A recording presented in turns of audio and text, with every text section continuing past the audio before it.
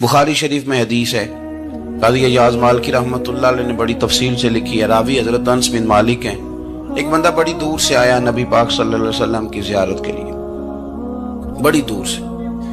عرب کے جو سردار ہوتے تھے ان کے بڑے ناز نخرے ہوتے تھے، وہ خیر آج بھی ہیں، پروٹوکول کا ماحول آج بھی، یعنی وزیر صاحب کے آگے دو چار گاڑیاں نہ ہوں تو ان کو مزہ ہی نہیں آتا، پولیس والے آگے پیچھے بھاگیں تو حالانکہ ان کو نہیں پتا کہ جو پولیس والے آگے پیچھے بھاگ رہے ہیں نا، یہ حکومت بدلی تو گرفتار کرنے بھی انہوں نے آنا ہے، لیکن وہ بڑا مزہ آتا ہے جب لوگ گاڑی کے پیچھے بھاگتے ہیں۔ کیا بات ہے جناب، بڑی بات۔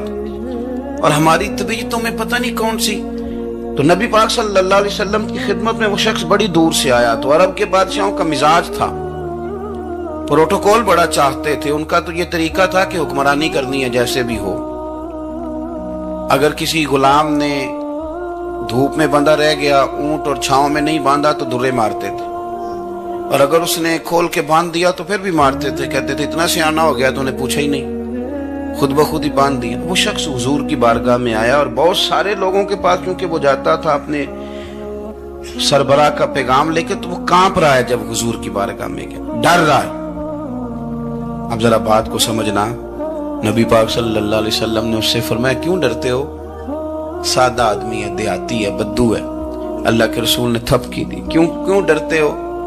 تو کہتے حضور مجھے آداب نہیں آتے اور مجھے ڈر آتا ہے، کوئی بات اگر ایسی ہو گئی، آپ مدینے کی حکومت کے سربراہ ہیں، تو کہیں آپ ناراض نہ ہو جائیں۔ حضرت انس بن مالک فرماتے ہیں بات کہاں کی تھی، پہنچ کہاں گئی؟ جب اس نے یہ کہا نا کہ آپ تو حکومت کے سربراہ ہیں، کہیں کوئی غلطی نہ مجھ سے ہو جائے، تو نبی پاک کی آنکھوں میں آنسو آ گئے، حضور رونے لگے، اور نبی پاک صلی اللہ علیہ وسلم فرمانے لگے نہ بھائی، تو کسی حکومت کے سربراہ کے پاس نہیں آیا، نہ تو اس بیٹے کے پاس آیا ہے جس کی ماں گوشت کے خشک ٹکڑے کھا کے بھی گزارا کر لیتے۔ میں تو ایک غریب ماں کا بیٹا ہوں۔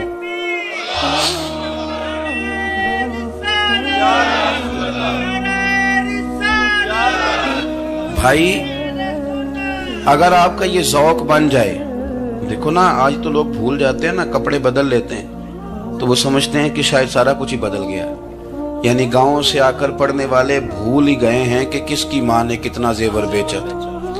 لوگ بھول جاتے ہیں چیزوں کو، اپنے ماضی کو یاد رکھیں۔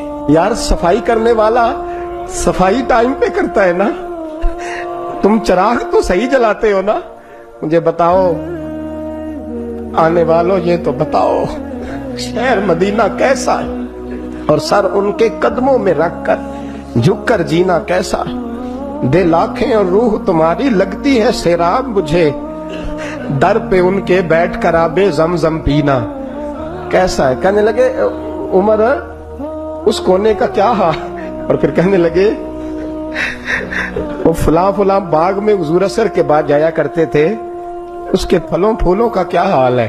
تو حضرت عمر کہتے ہیں بلال کی باتیں سن کے میں رویا، تو میں نے کہا بلال تجھے اتنا پیار ہے تو چھوڑ کیوں آیا ہے؟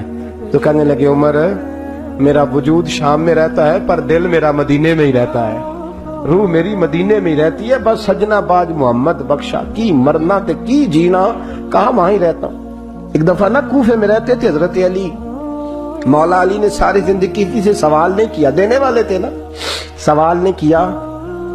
ایک بڑی خوبصورت کندیل ایک شخص لایا، خوبصورت لالٹین بنی ہوتی تھی وہ، اور اس میں تیل مٹی کا نہیں ڈالتے تھے، خوشبو والی کوئی چیز ڈالتے تھے تو وہ جلتی تھی، وہ لایا کوفے کی جامع مسجد میں، حضرت علی کوفے آ گئے، کہا حضور یہ جلا لیں۔ جب وہ لایا نا کندیل تو حضرت علی نے زندگی، امام حسن کہتے ہیں میں نے عجیب زندگی بھر سوال نہیں کیا، اس سے کہنے لگے میں نے کبھی کسی سے کچھ مانگا نہیں، اس طرح کی ایک اور مل جائے گی؟ تو اس شخص ایسے جیسے وہ عرش پہ نہیں بیٹھ گیا کہ علی نے مجھے کہہ دیا، کہنے لگا حضور مل جائے گی، فرمانے لگے لے آؤ، کہتے ہیں وہ لے کے آیا، تو جب وہ لایا تو پہلے والی کندیل کو اتنا نہیں، اس کندیل کو سینے سے لگایا، اپنا امامے کا پلو لے کے حضرت علی نے پوچھا، پھر آنکھوں میں آنسو آئے۔ امام حسن کہنے لگے ابا جی میں سمجھ نہیں پا رہا، یہ آپ نے تو زندگی بھر بھوک کاٹی ہے، سوال نہیں کیا، تو یہ کیا ہے؟ کہنے لگے مجھے بڑی پسند آئی تھی دل کرتا ہے ایک لے لوں اور میں حضور کی مسجد میں بھی بھیج دوں, میں مدینے میں بھی بھیج دوں. میرا دل کرتا ہے یہ مسجد نبی میں لگ جائے گی تو اس کی شان بڑھ جائے گی. تو فرماتے امام حسن کہ میں رو پڑا. میں نے کہا حضور مجھے سمجھ آ گئی ہے, رہتے آپ کوفے میں ہے پر دل آپ کا مدینے میں ہی بستا ہے, وجود یہاں ہے پر روح آپ کی. رب جانے سونے محبوبہ تیرے شہر دیاں کی لذتاں نے, ایک رون جنہاں نے ویکھیا نہیں تے ایک رون دوبارہ جامل نہیں. میرے اعلیٰ حضرت فاضل بریلوی رحمت اللہ علیہ فرماتے ہیں حرم کی مدینے کے خطے خدا تجھ کو رکھے, مدینے کے خطے خدا تجھ کو رکھے, غریبوں فقیروں کے ٹھہرانے والے. یہاں غریب فقیر درویش مدینہ حسن ہے. توجہ ہے اب حضرات کی.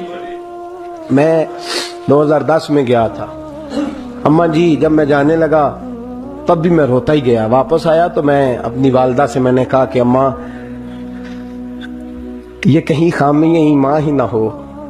میں مدینے سے پلٹ آیا, میں بڑا تڑپا. میں نے کہا اماں جی وہ جانے کی جگہ تو ہے پر دوبارہ آنے کی جگہ نہیں, وہاں سے دوبارہ آنا نہیں چاہیے. وہاں سے سب سے مشکل مرحلہ مدینے سے لوٹنا ہے, آنا نہیں چاہیے. تو میری اماں مجھے کہنے لگی اللہ تجھے بار بار بلائے گا, دعا کرنی چاہیے, رونا نہیں چاہیے. بزرگوں کا درویشوں والا جو انداز تھا. اور پھر میں دوسری دفعہ عمرے پہ گیا تو ایک شعر تھا مظفر وارثی کا, تو میں وہ پڑھ رہا تھا. میں نے کہا کہ دوبارہ آنے کی آرزو ہے, کہ خود کو پانے کی آرزو ہے, جو حج پہ احرام باندھتے ہیں اب وہ باندھ کے آنے کی آرزو ہے. تو میں نے تو ایک حج مانگا تھا, اللہ نے 2 عطا فرما دی. یہ مصطفیٰ کے مدینے کی شان ہے, یہ رسول اللہ کے شہر کی شان ہے. تو میرے دوستو اللہ بڑا بے نیاز ہے. وہ میرے جیسے لوگ, میرے جیسے, سچی بات ہے, میرے جیسے لوگ اس کا, میں کبھی بھی مدینہ منورہ میں حاضر ہو کے لوگ اور باتیں سوچتے رہتے ہیں اور میں مسجد میں بیٹھا ہوتا ہوں. تو میں جب پہلی دفعہ گیا تھا تو ایک بی بی بیٹھی تھی سادی سی عورت رات کو, تو اپنا زبان یار من ترکی بگویم پنجابی میں وہ بات کر رہی تھی. تو وہ جملے اس کے مجھے یاد رہتے ہیں جب میں مدینے جاتا ہوں. سادی بی بی جنت البقیع کے باہر بیٹھی تو بوڑھی اماں سادے سے کپڑے, تو شعر پڑھ رہی تھی. وہ کیا شعر تھا اس کا, کوئی وہ اس پہ شاعرانہ ردیف کافی یہ پورے نہیں اترتے. لوگ کہیں گے یہ مصرع شاید لحاظ سے ٹھیک نہیں ہے سند کے لحاظ سے, لیکن اس کا انداز تھا نا تو تھا بڑا با کمال. اور وہاں بیٹھی پتہ کیا کہہ رہی ہے, ویکھو نہیں ویکھو کہ ڈے کرم کمائے سوں. لوگ کہیں گے ردیف کافی کے لحاظ سے شاید ٹھیک نہیں, لیکن اس کی فکر کتنی ٹھیک ہے, سوچ کتنی ٹھیک ہے. کہتی ویکھو نہیں ویکھو کہ ڈے کرم کمائے سوں, میرے جے گندے مندے در تے بلائے سوں. سید عالم صلی اللہ علیہ وسلم کے وصال ظاہری کے ایام قریب آئے تو حضور نے سرخ پٹی باندھی. تیز بخار ہے نبی کریم کو. 2 صحابہ سہارا دے کے مسجد میں لائے. نبی پاک علیہ السلام کو بظاہر سہارا دے کے لایا گیا. کریم رسول نے لوگوں کو جمع کیا, حضور آج کیا ہونے والا ہے, آج کیا کہا جائے گا, آج کس لیے میٹنگ بلائی ہے. نبی کریم کے کل صحابہ جب مسجد میں جمع ہوئے تو کھچا کھچ مسجد بھری ہے. وصال ظاہری سے چند یوم پہلے کی بات. نبی پاک نے فرمایا آج تمہیں کوئی جہاد کی ترغیب نہیں دینی, آج کوئی نیا پیغام نہیں دینا, آج تمہیں بتانا ہے کہ رب نے اپنے بندے کو اختیار دیا ہے, چاہے تو دنیا میں رہے چاہے تو اس کی بارگاہ میں حاضر ہو جائے. اس عبد نے بارگاہ ربوبیت کی طرف لوٹنے کا ارادہ کر لیا ہے. حضرت صدیق اکبر رونے لگے تو صحابہ نے کہا تمہیں کیا ہوا؟ کہنے لگے سمجھ نہیں رہے, کسی کی بات نہیں کر رہے, نبی پاک تو اپنی بات فرما رہے ہیں, اس نے جانے کا ارادہ کر لیا. سنیے میرے بھائی, محبوب پاک نے فرمایا بھائی کسی شخص کو میری طرف سے کوئی تکلیف پہنچی ہو تو بدلہ لے سکتا ہے, بدلہ لے سکتا ہے, کسی کو تکلیف پہنچی ہو. صحابہ پھوٹ کے رونے لگے. محبوبہ کرم ہی کرم ہوا ہے, رحمت ہی رحمت آئی. آپ کے بارے میں گمان کرنے والا بھی دائرہ ایمان سے نکل جائے گا. حضور آپ کیا فرما رہے ہیں؟ فرمایا نہیں بھائی اٹھو. پیچھے سے جناب عکاشہ بن محسن اٹھے, ہاتھ کانپتے ہیں, آگے بڑھے, کہنے لگے یا رسول اللہ ایک جنگ کے موقع پر آپ نے درہ مارا تھا, ننگی پیٹھ پر صفیں سیدھی کراتے, بات دل میں رہ گئی ہے, میں نے بدلہ لینا ہے. نبی کریم نے فرمایا بلال دوڑ کے جاؤ, فاطمہ کے گھر درہ پڑا ہے, درہ لاؤ. سیدنا بلال حبشی کہتے میں گیا, دستک دی سیدہ طیبہ طاہرہ. حضرت فاطمہ فرمانے لگی بلال کیسے آئے ہو؟ اماں جی وہ درہ چاہیے تھا. सैयदा को तशवीश हुई, कहने लगे बिलाल ना तो जंग पे जाना है, ना जिहाद है, ना कोई ऐसा मौका है, हुजूर की तो तबीयत मुबारक बज़ाहिर बड़ी अलील है, दुर्रा क्या करेंगे? हजरत बिलाल अर्ज करने लगे, अम्मा जी एक सहाबी बदला लेने लगे हैं, साहिब तबकात ने जुमले लिखे हैं, कहते हैं बीबी साहिबा ने दुर्रा भी दिया और इमाम हसन हुसैन को भी बाहर निकाला। फरमाने लगी काशा से कहना 100 दुर्रे मारे, इन 2 शहजादों के जिस्म पर नबी पाक के करीब ना जाए, मैंने 2 बच्चे पैदा ही अपने महबूब पर कुर्बान करने के लिए किए, इनको ले जा। हजरत बिलाल कहते मैं 2 शहजादे लेके आया, और जब दरवाजे में मैं लेके पहुंचा तो नबी पाक ने देखा तो आंखों में आंसू आ गए। फरमाया इनको बिठा दो, मुझे पता है फातिमा ने क्या कह के भेजा है। हजरत सैयदना बिलाल फरमाते हैं दुर्रा मैंने जनाब अकाशा को दिया। हजरत अकाशा दुर्रा लेके आगे जो बढ़े तो हजरत अबू बकर सिद्दीक ने उनके पैरों पे हाथ रखा, फरमाया अकाशा मेरी तरफ आ यार, मुझे मार दुर्रे, नबी पाक के करीब ना जा। मुस्तफा करीम ने फरमाया अबू बकर तू हट जा, इसे आने दे। फरमाते मैं चंद कदम आगे गया तो मौला अली शेर खुदा ने मेरे पैर पे हाथ रखा, कहने लगे अकाशा सोच तो सही तू क्या कर रहा है। हुजूर ने फरमाया अली हट जाओ, मेरा और उनका मामला है। जनाब अकाशा आगे बढ़ रहे, नबी करीम ने फरमाया मैं अपनी उम्मत को दर्श देना चाहता हूँ, खबरदार खबरदार जिंदगी में तुम्हारे हाथ से जुबान से किसी को तकलीफ ना पहुंचने पाए, खबरदार। याद रखना वो माशरे बिगड़ जाते हैं, वो माशरे तबाह कर दिए जाते हैं जहाँ जुल्म होता है, जहाँ ज्यादती होती है, जहाँ लोगों को सताया जाता है। महबूब करीम के करीब आए हजरत अकाशा का, हुजूर मेरी पीठ नंगी थी, आप भी जरा कपड़ा हटाइए। नबी करीम ने पीठ से कपड़ा हटाया, जनाब अकाशा ने दुर्रा जो उठाया तो सहाबा की चीखें निकली। हजरत अकाशा ने दुर्रा दूर फेंका, हुजूर के बतने अतहर से लिपट गए, चूमने लगे, कहने लगे हुजूर वो तो सफे सीधी कराते लग गया था, आपने कहा मारा था? या रसूल अल्लाह मैं तो बहाना बना रहा था कि जाती दफा मुझे वजूद चूमने का मौका नसीब हो जाए, मुझे ये मौका नसीब हो जाए। मेरे हबीब ने फरमाया जिसने जन्नती देखना हो मेरे अकाशा की जियारत कर ले। भाई जुल्म का दरवाजा खुला हुआ और लोग भूल जाते हैं ज्यादती करते हुए, वो बहू से ही क्यों ना करें, वो अपने घर के भूल जाते हैं कि शायद पूछने वाला कोई नहीं, शायद मेजान नहीं लगेगा। ईरान के बादशाह ने अपने बेटे को पढ़ाने के लिए एक उस्ताद साहब का बंदोबस्त किया।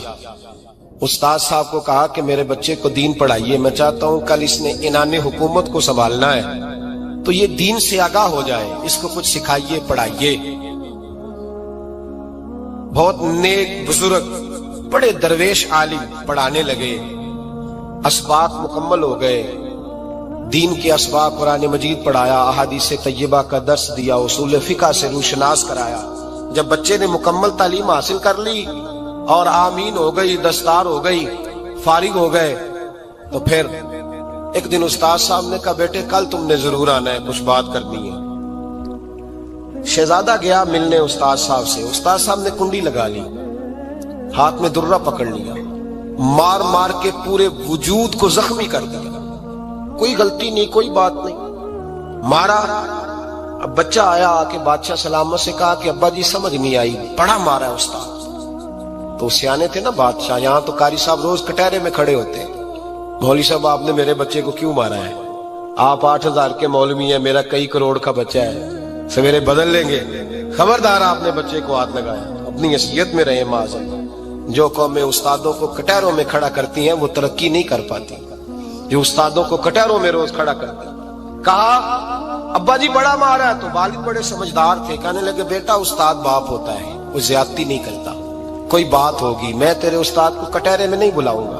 अम्मा से बात की, अम्मा कहने लगी बेटा मैं तेरे बाप से कैसे बात करूं, डरा था। वक्त गुजर गया, 22 साल बीत गए, 22 साल गुजर गए, बादशाह का इंतकाल हुआ, शहजादा तख्त पे बैठा, पहला हुक्म ये दिया कि मेरे उस्ताद को बुलाओ, पहला हुक्म। उस्ताद जी बूढ़े हो गए थे, छड़ी के ऊपर टेक लगा के आए और भवें सफेद होके झुक गई थी, यूं आंख खोल के बड़ी मुश्किल से देखा, कहने लगे शहजादे हुक्म हो। कब मैं शहजादा नहीं, अब मैं बादशाह बन गया हूं। उस्ताद जी 22 साल बीत गए, आपने मारा था, पर वो दर्द चूंकि ज्यादती की थी, मेरा कसूर कोई नहीं था, तो ना मेरी रूह से दर्द गया है ना मेरे जिस्म से गया है, मैं बेख्तियार था, पूछ नहीं सकता था, आज बाइख्तियार हुआ हूं। सबसे पहले पहला हुक्म आपको दिया, बुलाया है, बताए क्यों मारा था, क्यों मुझे मारा था, मेरी ज्यादती बताए। तो उस्ताद, बूढ़े उस्ताद की आंखें आंसुओं से भर गई। कहने लगे, बेटे बस आज के दिन के लिए मारा था, ये जो दिन आ गया ना मेरी जिंदगी में, इसलिए मारा था, ये मैं चाहता था मेरी जिंदगी में वक्त है, आज के बस मेरी मुराद पूरी हो गई। कहा साहब किस लिए, मुझे भी समझाए। आप फरमाने लगे, कितनी देर हो गई तुझे मार खाए हुए, कितना जमाना बीत गया। कहने लगा 22 साल। फरमाया जख्म भूले तो नहीं, दर्द खत्म तो नहीं हुई, तुम्हें बात एक मिनट के लिए भी तुम्हारे हाफजे से महव तो नहीं हुई। का उस्ताद जी रोज रात को याद आती, रोज ख्याल आता था। उस्ताद कहने लगे, भाई तू बेख्तियार था, पूछ नहीं सका, 22 साल तुझे याद रहा, मुझे पता था तू एक दिन हुक्मरान बनेगा, मैंने तुझे इसलिए मारा था कि बेटे याद रखना, किसी पे जुल्म न करना। अगर तुझे 22 साल तक याद रहा है तो जिस पर तू जुल्म करेगा उसे भी कयामत तक याद रहेगा। और ये याद रखना, तू आज बाइख्तियार हुआ तो तूने मुझे बुला लिया है, कयामत के दिन गरीब बाइख्तियार हो जाएंगे, मजलूम बाइख्तियार हो जाएंगे, वो बाइख्तियार होंगे बिल्लाहिल वाहिदिल कहार, रब करीम की बारगाह के अंदर उनका इख्तियार होगा, अकेले अल्लाह की हुक्मरानी होगी। फिर वो बुलाएंगे बड़े बड़े कज गुला, दुनिया में जिनकी पगड़ियां ऊंची थी वो सर झुकाए खड़े होंगे, दुनिया में जो डिक्टेटर बनते थे उनकी पुश्तें लाल होंगी, उनको गद्दार लिखा जाएगा, कयामत तक नहीं भूलेगा।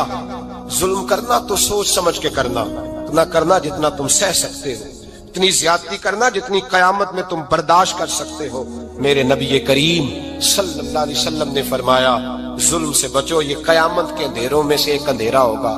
जिंदगी में ज्यादती न करें, अगर थोड़ी देर के लिए कोई चीज बर्दाश्त कर जाएंगे तो वो फायदा दे जाएगी, कुछ देर के लिए अगर सह जाएंगे तो नफा मिल जाएगा, सहने की कोशिश करें लेकिन ज्यादती न करें, नजर को, सोच को, जहन को पाक रखें। और मेरे भाई जिंदगी पूरी जुल्म से बचें, ज्यादती से बचें।